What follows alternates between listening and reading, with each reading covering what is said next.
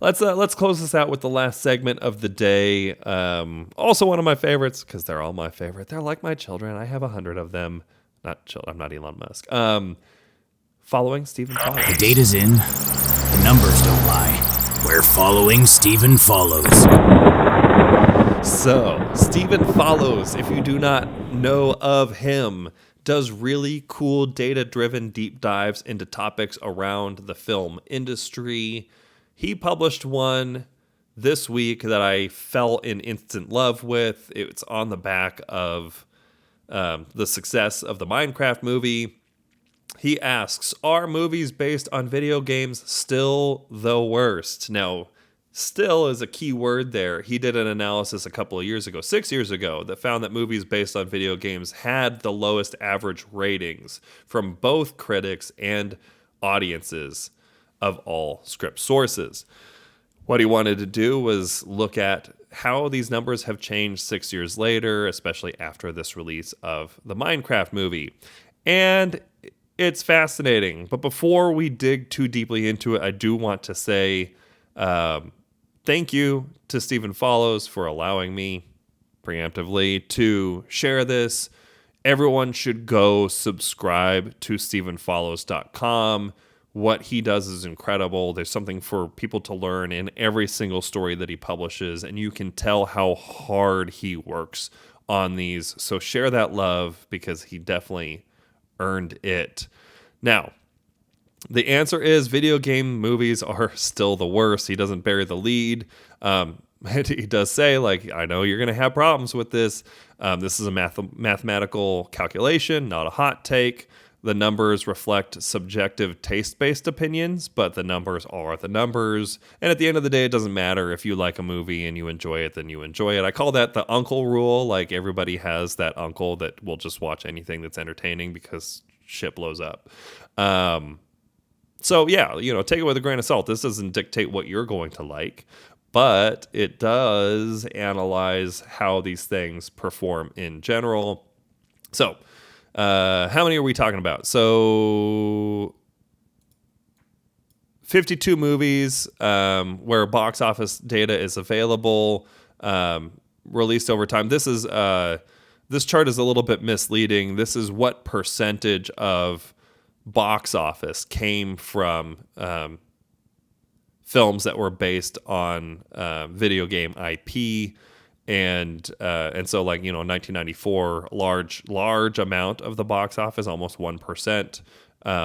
But that doesn't necessarily mean that that's when the most video game films came out. So he lists out what are the top grossing. So Super Mario Brothers movie from 2023 did $1.4 billion. Sonic the Hedgehog 3 last year, $491 million. So you have a couple of $100+ million box offices. This is a chart of how many were released, or what percentage of theatrical box office was films based on video game IP. So you can see, like, the chart is going up largely on average. With 2002, more than 10% of the films that were in box office were based on video game IP. But let's talk about how bad they are. So, average Metascore, so a combination of critic reviews, gave video game movies the worst score, averaging below 40% out of 100. And that's significantly lower than things based on religious text, things that are remakes, things based on toys, with, like, number one being all the way over here, films that were based on real life events, averaging scores above 65 out of 100. Now, if you look at it from an IMDb, like a user rating standpoint, it's the same thing. They're ranked below religious text, ranked below legends and toys, and still, averaging just under 7 out of 10 stars or 7 out of 10 points is real films based on real life events. This is an aggregation, right? It's cool when you map it out into a chart. So in this chart, the further right you go, the higher the average critic score is. And the further up you go, the higher the average crowd score is. So the video games, if you're colorblind, I'm sorry, these are all brown for you. But the video game IP-based movies, you can see, really do lean left.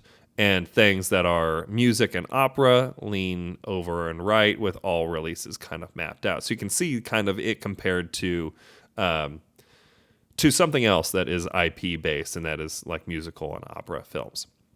So he also went into what is let's see here. So he gathered over 10,000 audience reviews from major platforms, and looked at the low scores, 5 or less, and mapped out what people are saying was most wrong with the video game based films.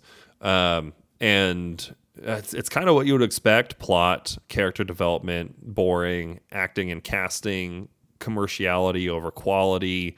And things fall off after that. They're like lacking offensive elements, lacking a lack of, doesn't have genre confusion, not complaining about cinematography, not complaining about it being cheap looking, but really that like what they do with the story is generally what the problem is. He did another cloud that looks at why these things keep ending up this way, and generally can kind of see it being driven into two categories. That video game films are very brand driven, and that kind of puts them in this lower tier of brand driven films based on review, versus execution dependent, which is more of, if you're going to do like a musical or an operatic film, the level of execution that you have to do to bring in the dancers and the music and edit it all together is more complex. So the one other thing that he did that I absolutely loved is he's like, okay, Uwe Boll, who is notorious for just making the worst films on earth, has made a number of big video game IP based films.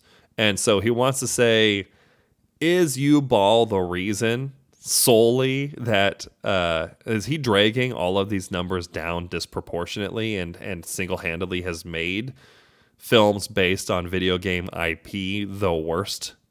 And the answer is yes, but not drastically. So when he removes Uwe Boll's films from this cohort, the average score jumps up to 5.6 on IMDb, which means that it just barely passes religious texts.